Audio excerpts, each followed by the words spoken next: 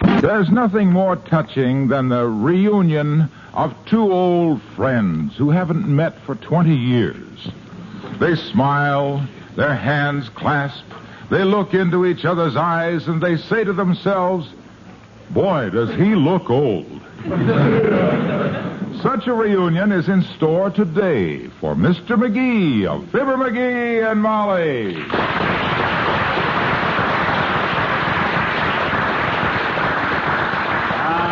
Good old Fred Nitney, the guy that I and him had a vaudeville act together from Starved Rock, Illinois. Just to think, after 20 years, I'm going to see old Fred again. What did he say on the postcard? He's changing trains here? Yeah, 3 o'clock this afternoon. He gets in from the west on the southbound Great Northern and goes east on the Western and Southern. Oh. Going to be at the Union Station for half an hour. So we're going to visit him between trains? No, we'll visit him on the platform. You can get hurt between them trains. I don't know what I'd do without you to protect me. Ah, the happy years we spent together. I got a lot of tender memories of my old pal Fred, especially in my toes. In your toes? Yeah, where he used to drop the Indian clubs during our juggling act. They still give me a twinge whenever the weather turns cold. My goodness, did he always drop the Indian clubs on your feet, Tootsie? Only when we juggled. Boy, you should have seen the finish we had for our act, Molly. Fred balanced himself on a rubber beach ball and pulled rabbits out of a plug hat while I stood on his shoulders with a pair of drumsticks and beat out the anvil chorus on his head. I had to give it up, though. Got too painful for poor old Fred. Well, I should think so. He must have had terrible headaches. Oh, his head never hurt him none. Fred was allergic to fur, and the rabbits gave him the hives. My gosh, I can hardly wait for 3 o'clock to see him again. Old Fred Nitney, the guy that I and him had a Come in. Oh, good morning, Mr. Wimple. Oh, hi, Wim. Hello, folks. Am I interrupting anything? No, we're just sitting around gabbing. I was telling Molly about an old friend who's coming to town today and how glad I'll be to see him. Oh, I feel just the same way about old friends. They're friendlier than other friends and older. You said a confused mouthful, boy. I know how glad I'd be to see my oldest friend, Stanley Shapiro. He doesn't live here, does he? No, he moved away several years ago, but we still exchange eggs. Eggs? We both collect birds' eggs, Mr. McGee. A very amusing thing happened last month. Yeah? I sent Stanley a titwillow's egg, and he sent me a tattersall sparrow's egg. Oh. So I wrote and said that I'd given him tit for tat. Isn't that amusing? Yeah, very. Stanley and I have very complete collections. In fact, I don't know of anyone else who has eggs of the lower Louisiana duck-duck. The duck-duck. Are you stammering, Mr. Wimple? No. The duck-duck gets its name because the female of the species is very thoughtful. Oh? She always lays her eggs while flying, and in case someone might be below, she always calls out, "Duck! Duck!"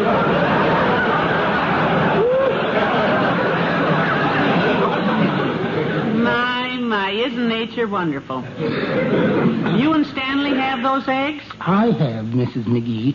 I caught one in my hat. Well, good for you. Stanley and I were watching for one, but when the little lady duck flew past crying, "Duck! Duck!" Stanley forgot to. We call him Egghead now. We'll have to see your egg collection sometime, Mr. Wimple. Oh, I wish you would. They have no appeal at all for her. Her? You mean? Yes, sweetie face, my big old ignorant wife. She doesn't appreciate them? No, she just looks at my lovely collection and says, "All those eggs and no bacon." So long, lad.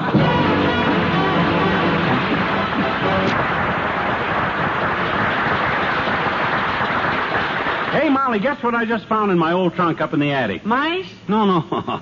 Look, a program from Frankenstein's Gaiety Theater in Sherman, Georgia, where I and Fred Nitney played in 1926. See, there's our names. Oh, Look. for goodness sake. Yeah. Let's see. Uh-huh. McGee and Nitney. Yeah. Snappy songs and witty sayings. Yeah. Oh, that was a great bill at the Gaiety, kiddo. The headliner that week was the Irish tenor, a guy named Larry Omanza. I've heard of him. Yeah. Some of those other acts look interesting, too. Like this here, Royal Hong Kong Tumblers. Oh, yeah, that was an acrobatic act. 3 young Chinese fellows named One Hop, Hang High, and Swing Far Low. Good, were they? Oh, they had a terrific finish to their act. Hang High would run and take One Hop onto the shoulders of Swing Far Low. Then he'd swing far low and grab One Hop and hoist him up till One Hop would hang high over Swing Far Low. I'd like to witness that. Ah, gee, well, old Fred loved to see this program. The memories that I and him have together. Come in. Oh, hello, Dr. Gamble. Hello, my dear. And a disgusted glance at you, Hammerhead. Hi, Bacon Bottom. Put both your satchels down, the one you carry stuff in and the one you sit on. You have a rare gift of hospitality, McGee. You betcha. Some people make me feel at home, but you make me feel that I'd rather be at home. All right, boys, playtime is over. Oh, well, he makes me tired. Thanks. I just wanted to remind little Creepy here that he's due at my office tomorrow morning for his regular bi-monthly checkup. I'm not buying any monthly checkup this month, Patsy. So just forget it. Scared, my boy? Of course I ain't scared. I just don't want you prowling over my carcass like you was trying to strike oil. Molly, you should see how Strongheart behaves when I do lure him into my den. You care to hear the procedure? Oh, I certainly would. Well, first I have him remove his clothes. And I may add that I've seen more attractive frames with cucumbers growing in them. Look who's talking. Then I drape a sheet around him. For the next 5 minutes, I examine his chest. My, you must do a thorough job. Well, the actual examination of his chest only takes a minute. I need the other 4 minutes to find it. I ought to punch you right in the stethoscope. When that's completed, I take a drop of blood from his finger for a blood count. Just 1 drop. But he screams like his entire crankcase was being drained. That ain't so, and you know it, so pipe down. I ain't coming to your office tomorrow, and that's as final as turkey hash. All right, crybaby. And it ain't on account of I'm scared, too, either. All right, stay home, little man, but just let me give you a prescription. This is for free. What kind of prescription? Well, you fill a metal receptacle with an aqueous solution of high thermal intensity in which to immerse your pedal extremities.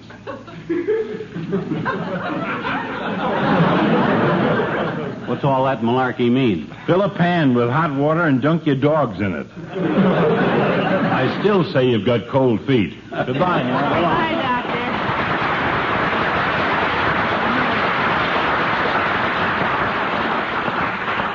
Doctor. Cold feet, my clavicle. I had the hottest speed on the Gus Sun time when I and old Fred had us enacting vaudeville together. Hot feet? Yeah. Or maybe your shoes were too tight because tight shoes... my Hello, Molly. Hi, pal. Hello, Mr. Wilcox. Hi, Junior. I'd ask you to sit down, but we're going to meet a train in an hour or so. My friend Fred Nitney's going to be in town. Fred Nitney? Yeah? Is that the fellow that you and him had your vaudeville act together from Starved Rock, Illinois? Right. Oh, you fellows must have had great time. Oh, we did indeed. I get a kick out of talking show business with my uncle. Oh? Yeah, he's been in it for years. Uncle Big Top Wilcox. Was he in the vaudeville, too? Oh, no. Uncle Big Top is a circus man. Last year, he almost got an act that would have made him a fortune. A talking horse.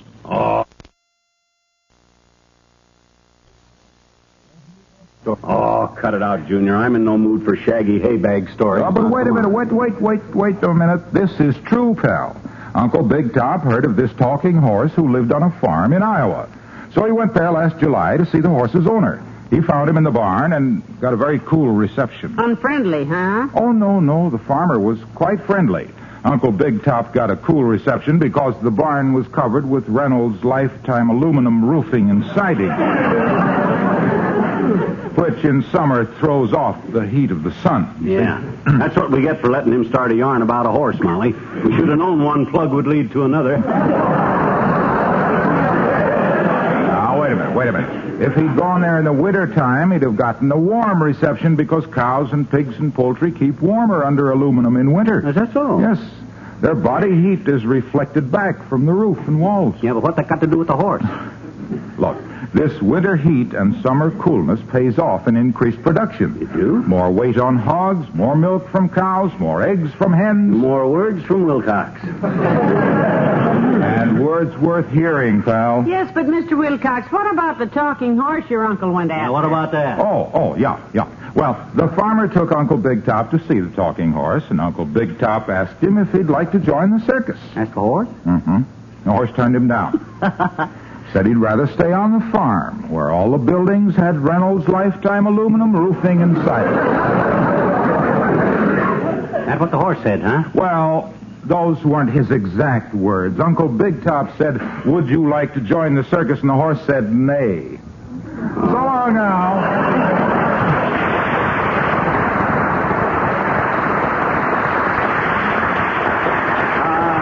I should have asked Junior to come along with us and meet my old pal Fred. You know what, Molly? Yes, they might have a lot to talk about. Yeah. If Fred is interested in aluminum. Otherwise, they'd be dead. Yeah. Old Fred and I always helped each other. Like the time we were on the same bill with a strong man called Powerful Percy. Mm-hmm. He used to wrap crowbars around his Adam's apple and bite off 3 cents worth of a 6-penny nail. And you got mixed up with this gorilla? Yeah, his wife worked with him, you see. A cute little trick that wore black silk stockings practically up to her shoulders. And handed him the nails to chew, see. Fred sort of flirted with her. Uh-oh. Mm-hmm. One night, Powerful Percy come prancing into our dressing room and took a poke at Fred. "Buster," I said, "you made a bad mistake. You do that again and you'll wind up on a slab." You said that to the strong man? No, to Fred. That was after I took him to the hospital. I figured that was the most helpful advice a friend could give. Hold it, dearie. Let's see who this is. Come in. Hello, Ole. Well, good afternoon. Hello, missus, and the same to you, McGee. Hi, Ole, we're leaving in a minute. You want to go down and meet a train with us, boy? No, thanks. And I tell you once before, McGee, don't call me boy. Okay, I forgot. Boys is just kids with pants on, and these ain't kids' pants. Okay. When you call a fella a boy, it means you think he's childish. Okay. So cut it out, boy. All right, I will. Ole, we're going down to meet an old friend of his this afternoon, a man he was in the vaudeville with. Yeah. Oh, is that the fella that you and him had a vaudeville act together from Starvation, Illinois, McGee? Starved Rock, Illinois. I knew it was someplace close to hunger. Old Fred Nitney, the greatest pal a guy ever had. There was nothing I and old Fred wouldn't do for each other, and we done it all the time. But friendship is a very good thing, McGee. I had a friend like that when I was a kid in Sweden. Oh? Olsen, his name was. He was Swedish. Sounds like he might That boy was my bosomest friend, missus. Me and him smoked our first cigarettes together. Olsen got those little black cigarettes with the strong tobacco, you know, that... Turkish? No, he was Swedish, McGee. Olsen is a Swedish name. Yeah, I know. We played our first game of pool together. You know, Olsen, he could hit the ball and roll it backwards. He put that stuff on it, that reverse... English? No, he was Swedish, McGee. Olsen is a Swedish name. be. Yes, we know, Ole. I remember one time his uncle sent Olsen a penny from America. Not the Lincoln penny, it was that other kind, that, Indian head? No, he was Swedish head and all. You see, Olsen is a Swedish name. We know. Well, whatever happened to him, Ole? Are you still friends? No, we always shared everything we had, missus, and I guess we overdid it. Overdid it? When I first met my missus, I showed her to my friend Olsen. He took one look at her and he says, "Fine by me, we'll marry the girl." That was the end of that, and this is the end of this. So long, both you. So long.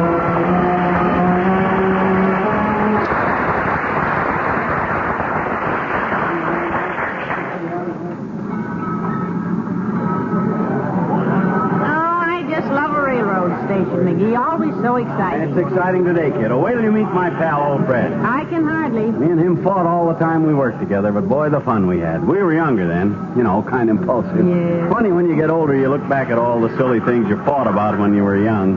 Attention, please. Train number 17, the Milkman, now leaving on track 2 for East Wistful Vista, West Wistful Vista, North Wistful Vista, South Wistful Vista, and Wistful Vista. Oh? That's not his train? No, Fred gets in on number 12, the cinder bucket. Gee, Molly, I'll never forget the night we broke up that act, just on account of a little disagreement. Disagreement? Yeah, we were juggling Indian clubs, and Fred let one slip through his fingers.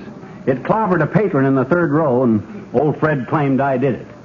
Tried to blame you? Yeah. I hope you didn't hold still for that. Hold still. I was all over that stage like sawdust. Me and old Fred had a running fist fight, and the audience got such a bang out of it, the manager wanted us to throw out the juggling and just do the fight every night. There's no business like show business. So I quit and let Fred do the act alone after that. I went back to our dressing room, packed my shirt, buttered Fred's Indian clubs, and left.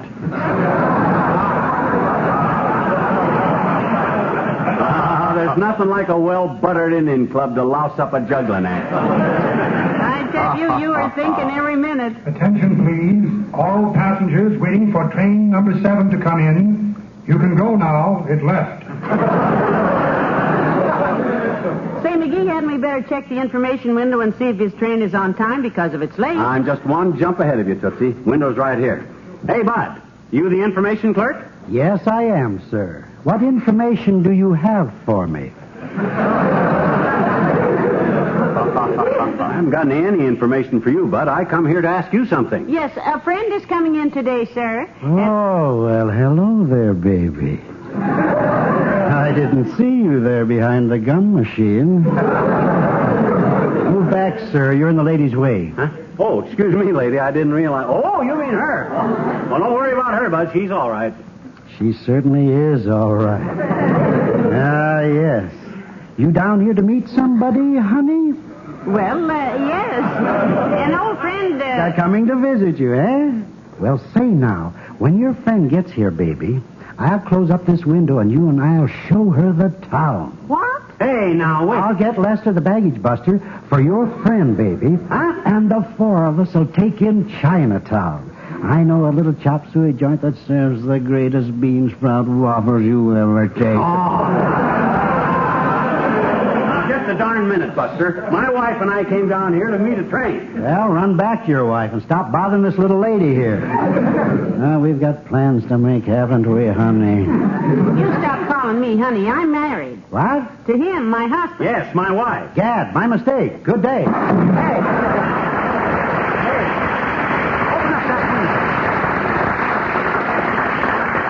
Oh, come on, Molly. We'll find the train ourselves. Look down that way, gate 7. Lots of people coming out there. Oh, that's it. That's Fred's train. The cinder bucket. Come on. Ah, what a reunion this is going to be. McGee and Nitney. The greatest vaudeville act that ever Watch played the... for him now.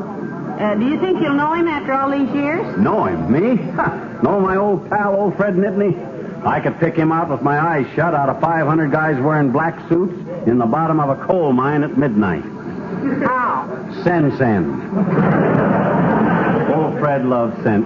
Hey, there he is, Molly. Ah, good old Fred. My pal, Fred boy. Fibber, old pal. As the guy said when he picked out the spot for the oculist shop, what a sight for sore eyes. Ah, good old Fred. Give me some skin, boy. Me, man.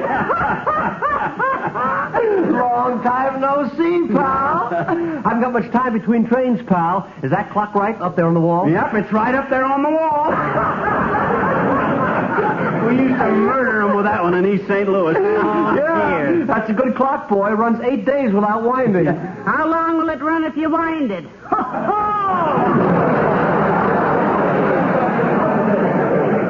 Oh, my gosh, I completely forgot my manners. Molly, I want you to meet old Fred Nitney, the guy that I and him had at the vaudeville. Yes. How do you do, I'm sure? Glad to meet you, Mrs. McGee. Old Fib always did have an eye for a pretty girl. Just a little pigeon used to meet after the show, the one that waited tables. Now, what's about that?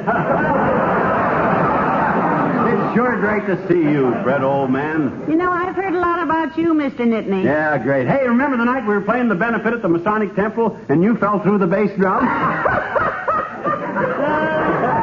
Yeah, and remember the Liberty Theater in Cedar Rapids the night we were the closing act? Yeah, the curtain stuck and wouldn't come down, and we stood there and sung 23 choruses of It Ain't Gonna Rain No More. That was just before we broke up the act. Yeah. That was silly, wasn't it, Fred? Busting up over nothing. Sure was. I missed you, pal. He's missed you, too, Mr. Nitney. He talks about you. All the time. Yep, I shouldn't have got sore just because you dropped an Indian club, old pal. Dropped an Indian? Me? Yeah. I'm sorry, pal. If you think back, you'll remember that you were the guy who fumbled the Indian club, old pal.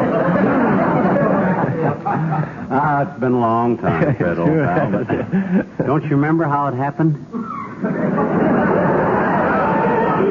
You let the club slip through your fingers and then picked a fight with me. His memory's a little faulty, Mrs. McGee. He's getting older, I guess.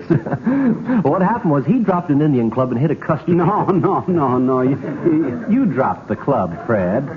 You always were a little butterfinger. Me, Butterfinger? Now, look, McGee, we might as well get this straight for your wife here. Oh, I don't really care, Mr. Nitney. I already told her how it happened. You dropped the club, Buster. You dropped the club, stupid. Oh, now, don't call me a liar. You're trying to start something. What do you mean? Don't put your hands on me, man. Don't hurt me, stupid. I'll poke you right in the nose. Poke who? I'll poke you right in the...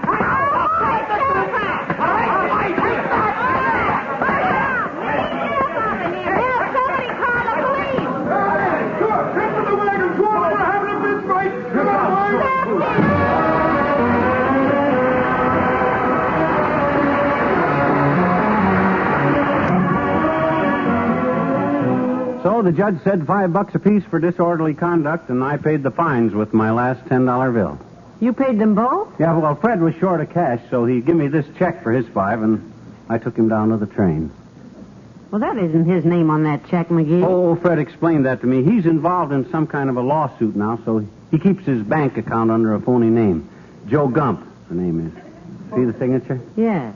Very interesting. Mm-hmm. G-O... Joe... J-U-M-P. Hey, wait a minute. Go jump. Yes. Good old Fred. Good night. Good night, all. You what?